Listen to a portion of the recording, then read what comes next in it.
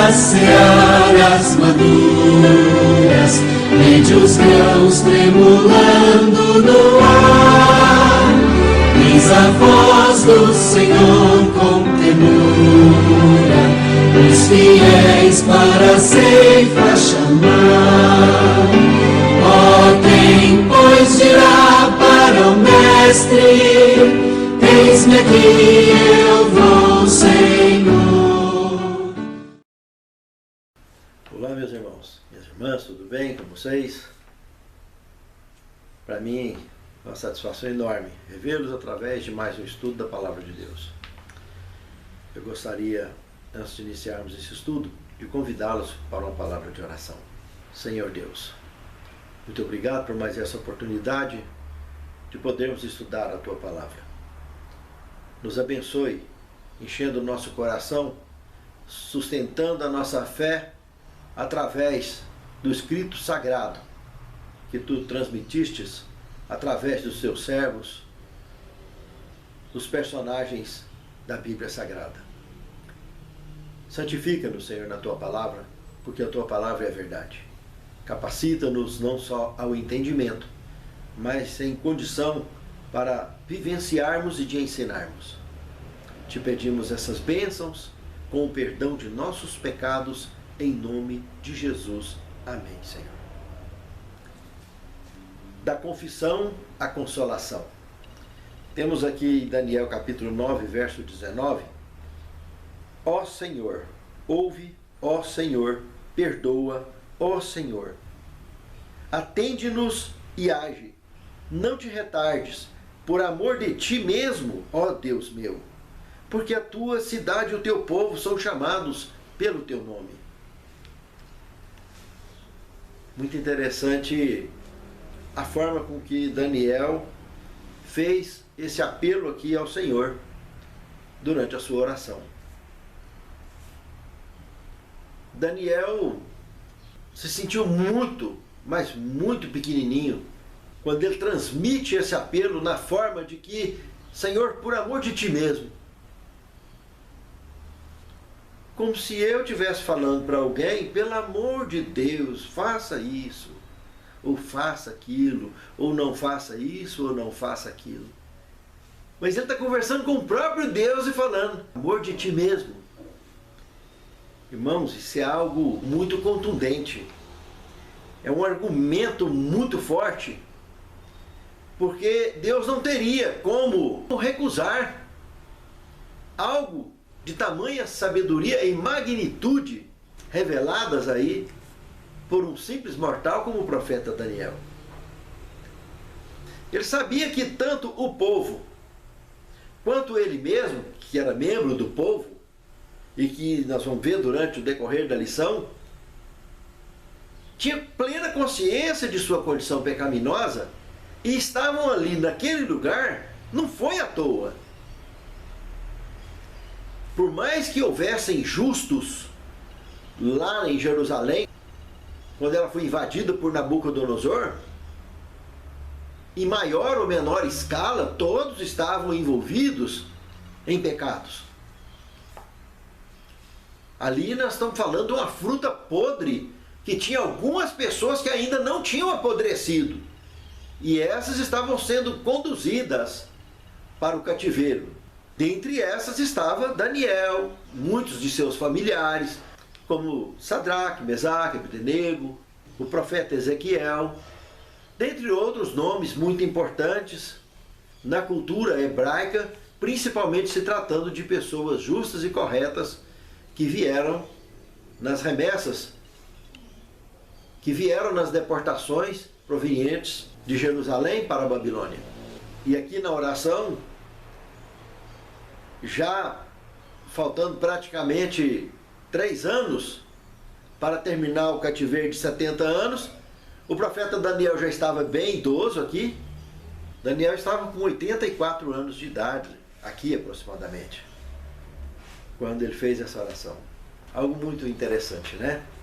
E ela ainda carregava essa dificuldade de interceder para o seu povo, ciente de que eles não melhoraram muita coisa E tanto isso é verdade, que eles ainda ficariam ali mais 80 anos. Sairia uma remessa boa de pessoas ali, ao final dos 70 anos, com Zorobabel.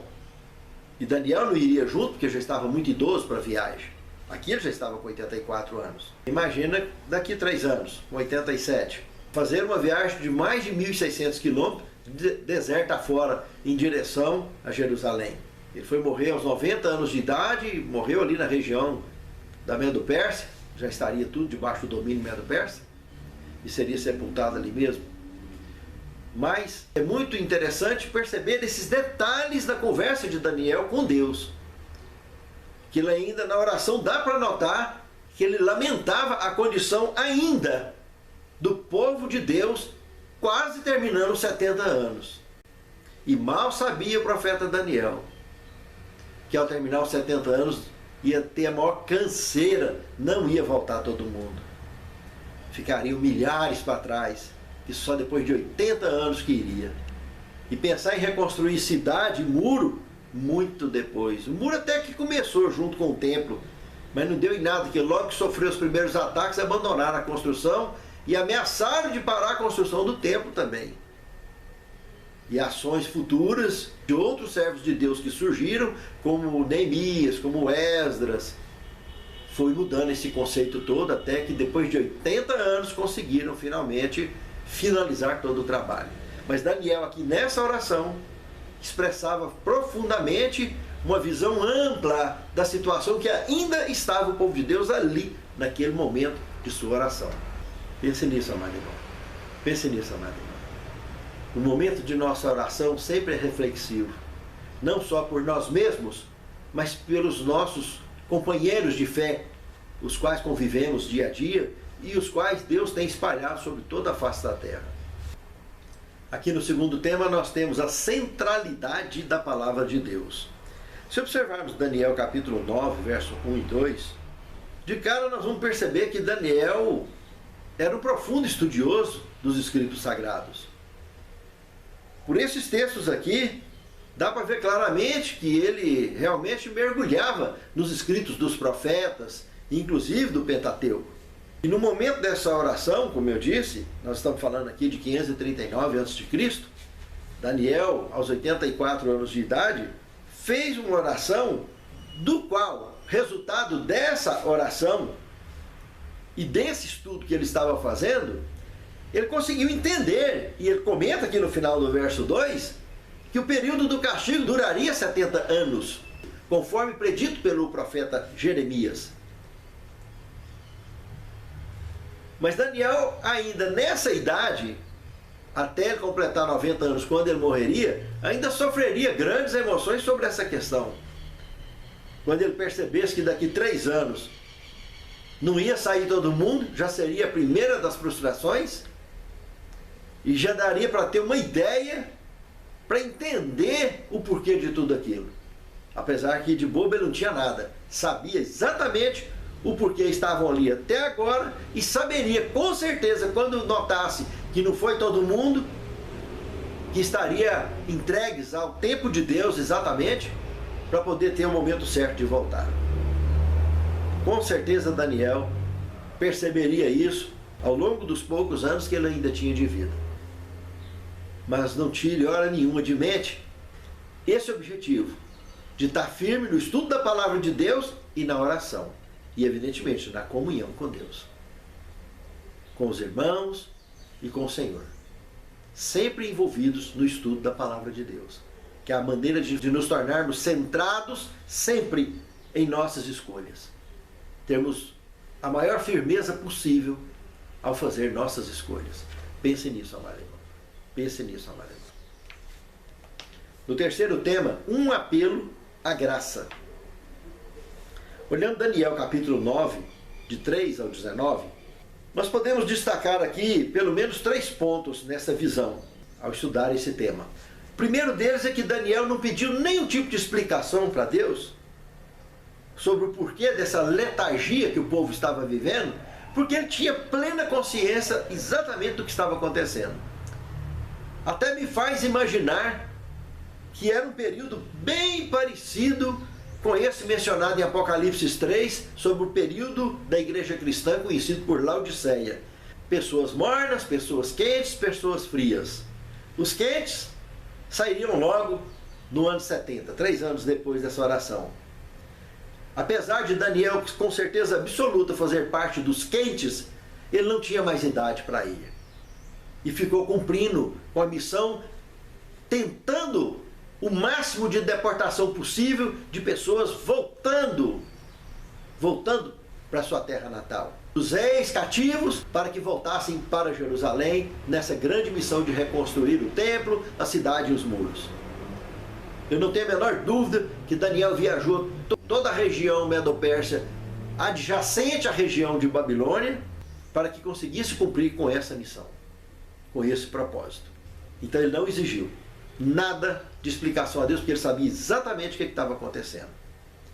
E outro detalhe, o morno daquela época não chega nem perto do morno aqui de Laodiceia, porque aquele lá não teve nenhuma reclamação de Deus dizendo que ia vomitar.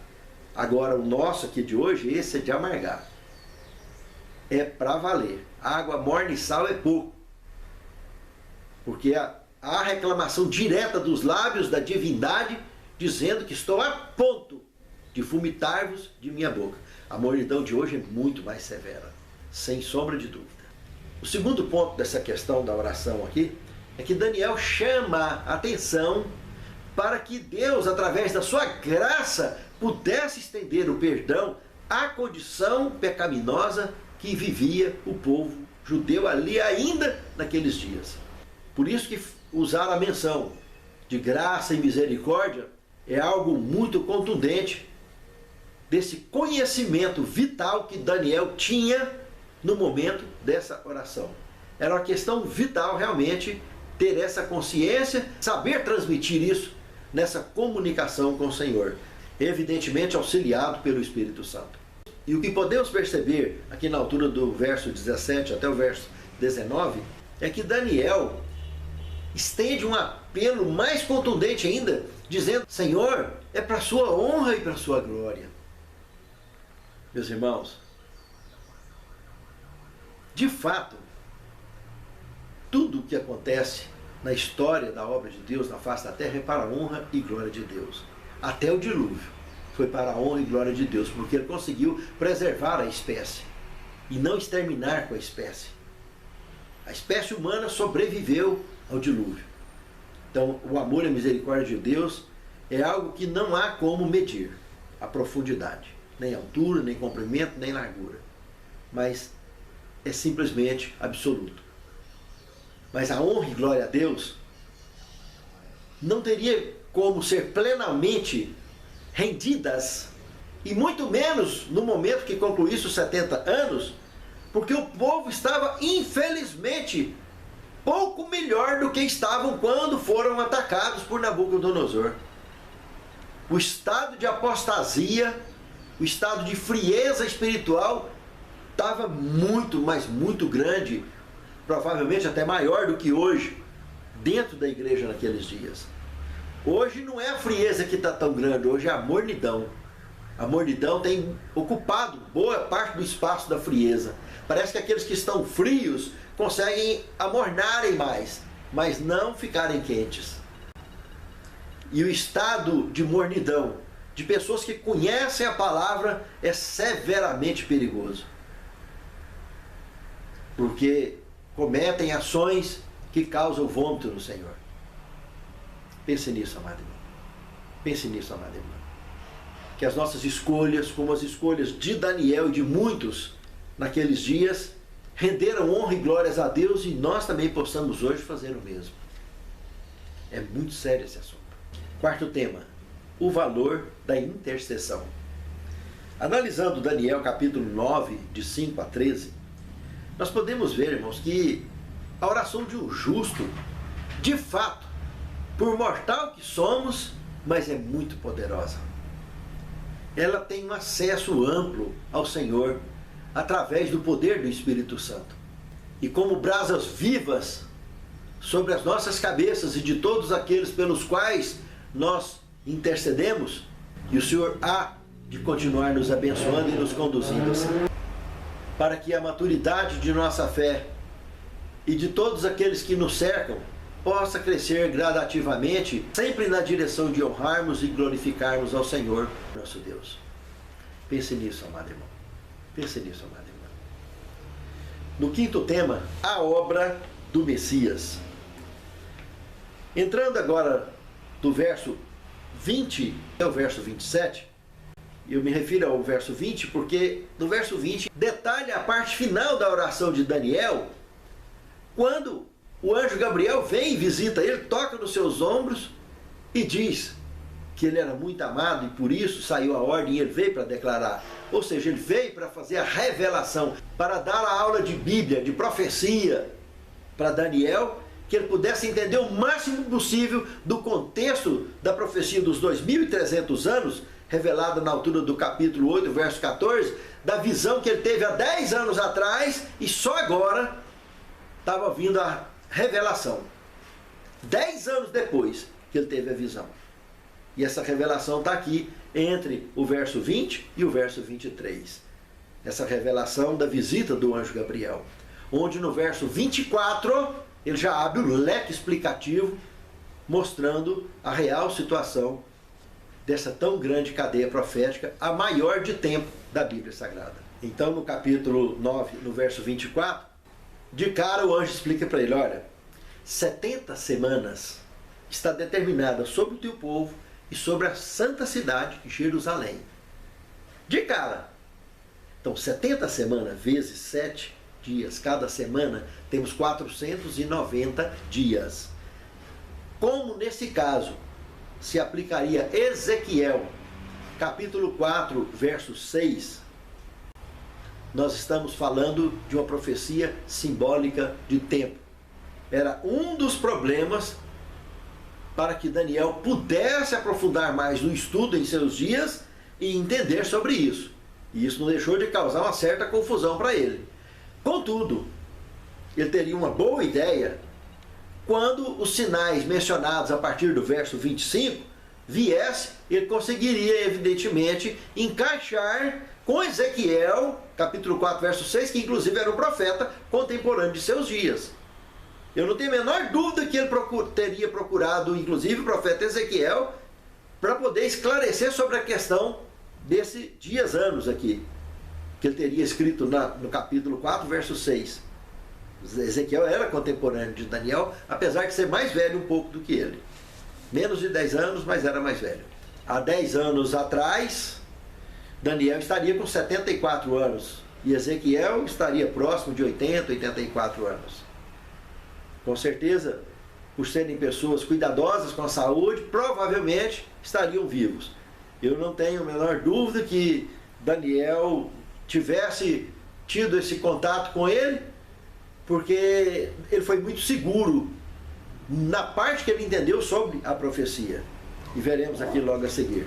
Dentro dessas 70 semanas, o anjo explica para eles, deixou claro, que esse período seria exclusivamente, estritamente dedicado ao povo judeu. Ou seja, o anjo estava deixando claro para ele que essa parte seria a parte das 2.300 tardes e manhãs que seria dedicada ao povo judeu. Então, se nós estamos falando de 2.300 anos menos 490 anos, nós estamos falando de um período que sobraria 1.810 anos. E que na transcrição do que ele escreveu na altura do verso 26 e 27, quando ele fala que o povo do príncipe, ele entendeu a mensagem. Ele entendeu que a outra parte era para o povo do príncipe, que nós hoje conhecemos e sabemos que é o povo cristão. É o povo do êxito do Calvário. Mas essa parte, dedicada então ao povo judeu, o anjo detalha, esmiuça para ele em praticamente 7 partes. A primeira delas, eles precisavam fazer cessar a transgressão, porque estava uma coisa absoluta, vergonhosa, e não tinha como Deus ser honrado e glorificado com tamanha apostasia que ainda estava ali. O volume de frieza espiritual estava demais, muita, mas muita pecaminosidade ainda. E não é à toa o recado do anjo na transcrição das profecias. E com certeza, o segundo ponto, dar fim aos pecados. Então, cessar a transgressão, fazer algo para que o povo pare de cauterizar a consciência e agora especificamente que pare de se expor publicamente, de pecar abertamente. Terceiro ponto, tudo ligado dentro do mesmo contexto. Observa, expiar a iniquidade. O que é iniquidade? A pessoa ter consciência do que é certo e continua fazendo o errado. Só que a forma de expiar isso aqui era fazendo sacrifícios, rituais específicos para isso, como tinha lugares apropriados para isso ali em Babilônia, onde se reunia os judeus nessa época. E isso precisava de ser feito com sinceridade, para que essa forma de comunhão pudesse crescer, se solidificar. Aí o anjo já aprofunda no quarto ponto aqui para a explicação, nas coisas voltadas já na profecia messiânica, que vai se estendendo, aonde Daniel começou a perceber que do jeito que estava a apostasia ali, tão cedo eles não iam ver Messias. Ele principalmente, que já estava já próximo, já 84 anos de idade, ia chegar só até os 90 anos, ele não sabia o dia que ele ia morrer não, mas ele sabia que não assistiria o que ele viu aqui, o Messias chegar. Com certeza absoluta que sabia. Trazer a justiça eterna. Quarto ponto. Essa justiça eterna já estava vinculada à obra do Messias, mas eles precisavam de viver isso pela fé. Eles precisavam de fortalecer esse contexto da fé no Messias, que era representado constantemente por aqueles cordeiros que eles sacrificavam. O quinto ponto é que ele, como profeta, deveria selar a visão e a profecia. Ou seja, aqui nessa altura do campeonato, ele já estava prestes a encerrar suas atividades como escritor da palavra de Deus. E ele precisava de selar a sua obra. E principalmente, detalhando cada minúcia dessa revelação que ele estava vivendo ali naquele momento. E o sexto ponto, um conselho supremo. Vocês devem ungir o Santo dos Santos. Isso tinha que ficar bem claro. Aqui está dizendo que o Messias viria, tinha que receber ele e ungir esse Messias. E tudo isso aconteceu, irmãos. E o sétimo ponto é entender que tudo isso aqui fecha o resumo do que deveria ser feito durante essas 70 semanas. Tantas coisas dos dias que Daniel estava vivo, quanto dos dias muito à frente de sua vida. Isso deveria estar totalmente detalhado, minuciosamente detalhado nos seus escritos, para que os seus sucessores, outros servos e servas do Senhor que viessem adiante, conseguissem acompanhar todas essas orientações que aqui ele estava transcrevendo, que era a primeira parte da visão dos 2.300 anos de Daniel 8,14. No sexto tema temos o calendário profético. Aqui ele já sai das 70 semanas e começa a esmiuçar em detalhes mais objetivos a compreensão do calendário de Deus na questão dessa profecia. A hora que ele entra no verso 25, ele já de cara fala, sabe e entende. Desde a saída da ordem para reconstruir definitivamente Jerusalém até o Messias, conta-se.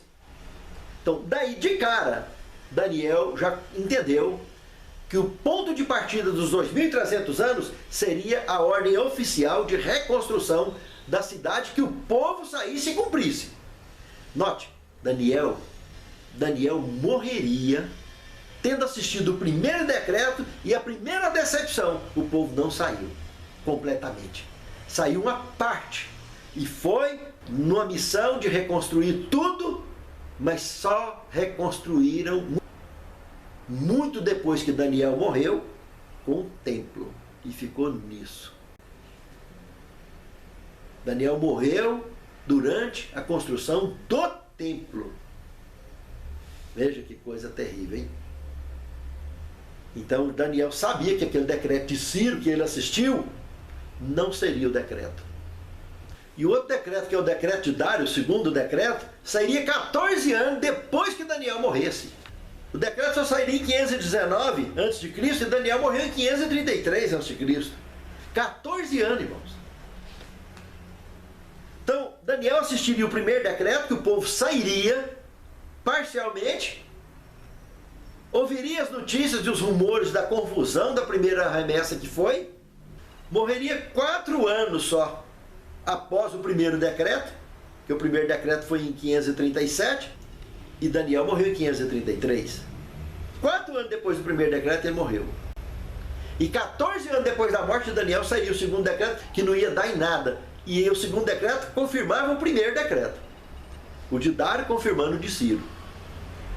Irmãos, só 80 anos depois do primeiro decreto, que sairia o terceiro e último decreto, que daria o ponto de partida dessa profecia de Daniel, que foi em 457 a.C., o de Artaxerxes, rei da Medo-Pérsia, como comentado em Esdras capítulo 7, verso 7. 80 anos depois do primeiro decreto. E o primeiro tinha toda a sustentação para construir, para saírem todos e reconstruir tudo e fazer tudo. Mas infelizmente não fizeram. O calendário de Deus estava aqui bem objetivo para o profeta Daniel. Ele transcreveu, ele detalhou, e para ser compreendido na sua essência, somente nos dias de Guilherme Miller, quase de forma perfeita, ele conseguiu decifrar completamente tudo o que o profeta Daniel escreveu. Mas isso já tinha sido previsto também nos escritos do profeta Daniel, no capítulo 12, no verso 3. A multiplicação do conhecimento que se daria no tempo do fim. E onde ele está realmente comentando o que acontecia a partir do tempo do fim. Sabemos que o tempo do fim, teologicamente, vai até o ano de 1798. Dali para frente, começou o conhecido tempo do fim. Sabe, meus irmãos, é algo muito interessante abordarmos essas questões que o calendário profético é tão claro. Foi dito para ele, então, Daniel, quando sair a ordem definitiva para a reconstrução, começará então a contagem exata dos 2.300 anos. E aí já está um dos grandes motivos que Daniel já começaria a se embaraçar para entender exatamente isso aí, porque ele morreria sem ver isso acontecer. Mas ele continuou transcrevendo. E quando saiu o decreto, Daniel, as primeiras 7 semanas proféticas, 7 vezes 7, 49, 49 anos, é o tempo que levaria para acontecer tudo. Para reconstruir templo, muros e a cidade. Já viu que era um tempo tremendo. Daí, Daniel, em seguida, vai ter 62 semanas, que é o tempo de reflexão para a chegada do Messias, para vocês estarem conseguindo fazer isso que eu orientei no verso 24. Todos aqueles 7 itens que vocês precisam exercitar, preparar para receber o Messias e ungí-lo. Nós estamos falando de 62 vezes 7, nós estamos falando de 434 anos, irmãos. 434 anos é chão demais. Mas está aí a orientação, foi transmitida a orientação, que eles precisariam passar por isso. E deu tudo certo. O Messias foi ungido. E isso se deu exatamente como começou em 457 a.C., somando esses 49 anos da reconstrução e mais 434 da reflexão, ia pontuar exatamente no ano 27 já da era cristã. E aí vem a última parte, que está no verso 25 e 26, que o Messias viria e faria um pacto firme com muitos. Ele está falando da primeira parte da igreja cristã, do primeiro período da igreja cristã, citada lá no Apocalipse, a igreja de Éfeso, que começaria exatamente no ano 31, quando Cristo morresse. O ano 31 ia dar exatamente na metade da semana, que aí na profecia de Daniel, ele está dizendo que ele fará um pacto firme com muitos durante uma semana, e na metade dessa semana ele seria tirado.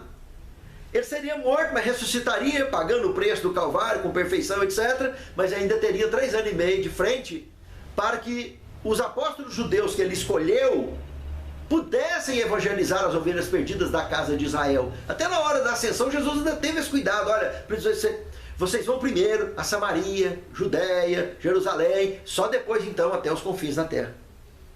Então até o ano 34 isso foi respeitado. De 27 ao 34 nós temos aí 7 anos.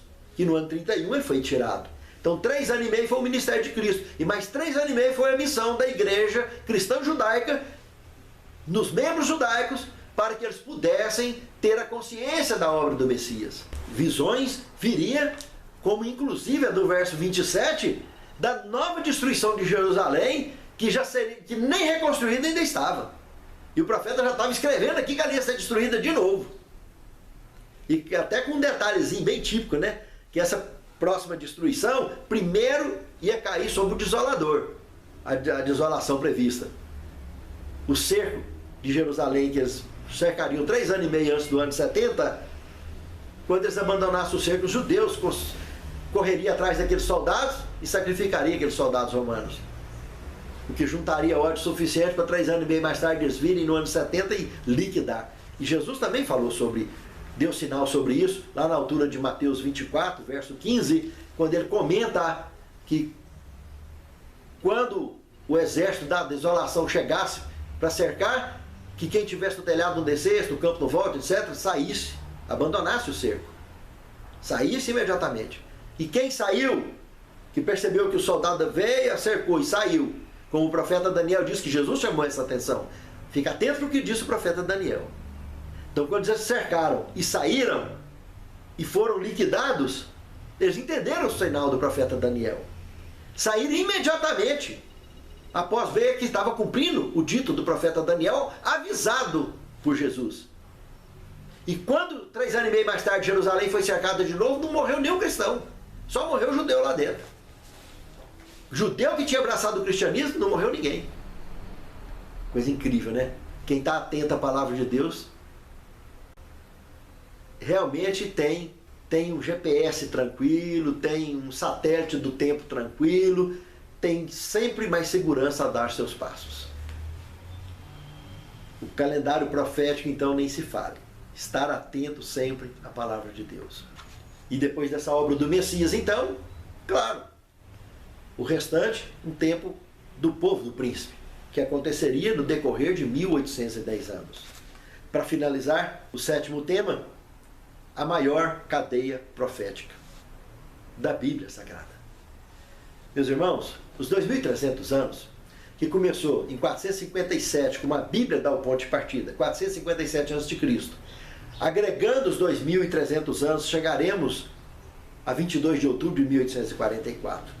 Até o ano 34 foi o período do povo judeu, onde no ano 34 Estevão foi apedrejado e por ordem legal, não por ordem ilegal como foi o assassinato de Cristo, mas ali sim foi uma execução legal. Eles provaram de forma pública que rejeitava o Cristo e o cristianismo, matando Estevão. Nesse mesmo ano 34, Pedro já estaria iniciando o trabalho aos gentios, como Paulo se converteria ao final desse ano. E iniciaria a obra missionária ao mundo gentio. Ali também, no ano 34, estaria abrindo o primeiro selo apocalíptico. Dentro desse período dos 1810 anos restantes do povo do príncipe, abririam 6 dos 7 selos, que o 7º é a nossa viagem de volta ao céu. Nós estamos dentro do 6º selo hoje. Abriria 6 das 7 trombetas, que a 7ª é a autorização para lançar as pragas sobre a face da terra, as demais já foram todas abertas. E abriria 6 períodos da igreja cristã, relatadas no Apocalipse capítulo 2 e capítulo 3, que a 7ª exatamente começaria em 22 de outubro de 1844, onde Apocalipse 12, versos 6 e 14, fala dos 1260 anos, dos quais a mulher pura estaria sendo perseguida, e surgiria ali no deserto, que aí nós vemos como os Estados Unidos da América. Eu aconselho que você vá lá no Escatologia 5, e estude detalhadamente, que lá tem detalhes, coisa que na lição não dá tempo. Mas lá no Apocalipse 12, ainda no verso 17, mostra a escatologia de uma nova perseguição contra essa mulher, que guarda os mandamentos de Deus e tem o testemunho de Jesus, que o dragão irou-se e vai contra ela, depois de tudo isso acontecido, conforme relatado na profecia, e é o que nós aguardamos hoje, para dar o pontapé final do efeito dominó, que vai culminar com a volta de Cristo das nuvens dos céus.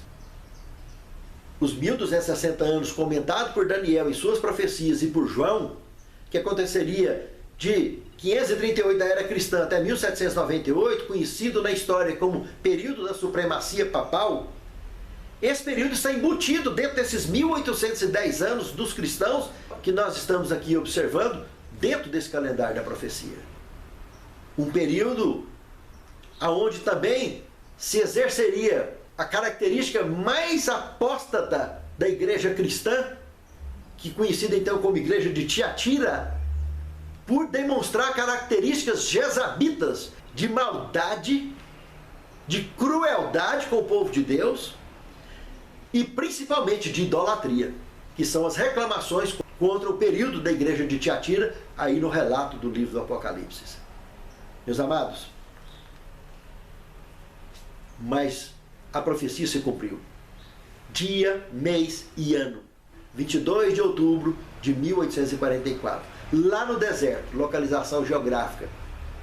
Tudo cumpriu. A mulher pura do deserto surge na profecia bíblica, conforme escrito nos escritos sagrados.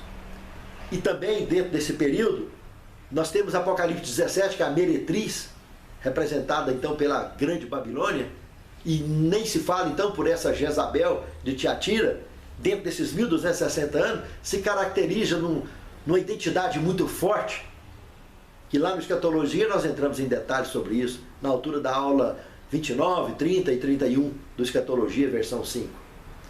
Mas é bom que você assista toda a Escatologia, desde a aula 1 até as últimas aulas, que ainda estão em andamento, agora no início de fevereiro do ano de 2020.